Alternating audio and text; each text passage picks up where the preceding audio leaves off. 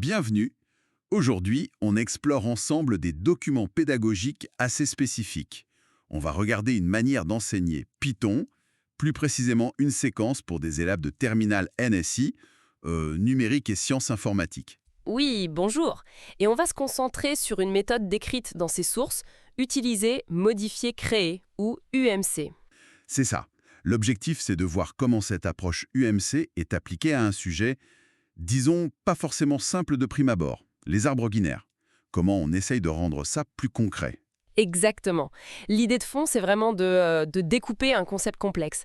Plutôt que de tout donner d'un coup, on y va par étapes. Ça facilite en théorie la compréhension et puis l'appropriation par les élèves. Alors, allons-y. Décortiquons un peu cette méthode UMC. 3 temps, si j'ai bien suivi. On commence par utiliser. Qu'est-ce que ça veut dire concrètement? Alors, la phase utilisée, d'après ce qu'on lit, c'est vraiment la découverte, la familiarisation. On montre aux élèves ce que c'est qu'un arbre binaire, ses propriétés de base, et surtout on leur donne un exemple de code. Un code Python assez simple qui représente un arbre. D'accord. L'idée, c'est qu'ils observent, qu'ils comprennent ce que ça fait. Ils peuvent l'exécuter, voir le résultat, mais sans y toucher pour l'instant. D'accord, une sorte de première immersion, mais contrôlée. On regarde l'outil avant de s'en servir soi-même. Mais est-ce qu'il n'y a pas un risque que cette passivité masque des incompréhensions? C'est une bonne question. Je dirais que l'objectif ici, c'est d'abord de construire une image mentale, une première base, et de se familiariser avec la syntaxe, la structure du code. Les vraies difficultés, souvent, elles apparaissent justement après. Ah oui, j'imagine. Dans l'étape suivante, modifier. Justement, parlons-en. Après avoir regardé, on passe à modifier. Donc là, on demande aux élèves d'interagir avec le code qu'on leur a donné. C'est exactement ça. La phase modifiée, elle demande une action sur l'existant. L'exemple qui est donné dans les documents, c'est d'ajouter une fonction, par exemple implémenter un parcours d'arbre particulier, le parcours infixe, gauche, racine, droit. Il faut l'ajouter au programme de base. D'accord.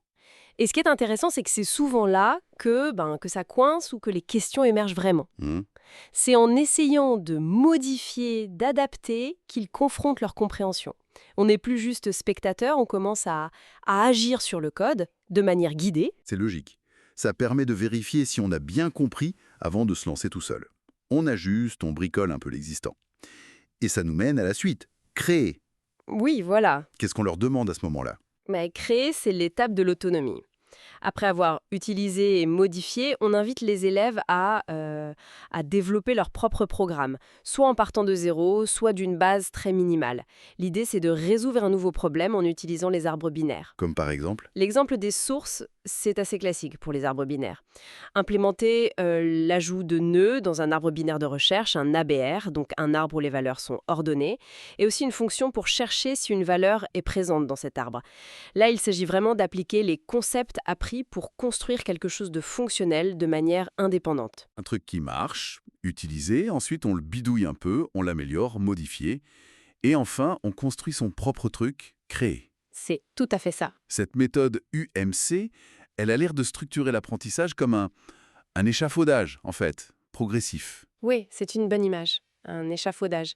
Ça semble effectivement bien adapté pour des notions qui peuvent faire un peu peur au début. Ça construit la confiance, peut-être. Exactement, la confiance et la compétence, par palier. Ça découpe la difficulté. Ce qui est intéressant, c'est de voir comment une structure pédagogique comme celle-là peut potentiellement rendre plus accessibles des concepts informatiques jugés difficiles. On guide l'élève de la simple compréhension jusqu'à la création. Une structure qui accompagne vraiment la montée en compétences, on dirait. Bon, pour finir, peut-être une petite réflexion. Oui. Si cette progression utilisée, modifiée, créée marche bien pour la programmation, on peut se demander, est-ce que ça pourrait s'appliquer ailleurs? Hmm. Dans quels autres domaines, pour apprendre d'autres compétences complexes, cette même approche en 3 temps pourrait être un cadre utile? Hmm. Une piste à explorer peut-être.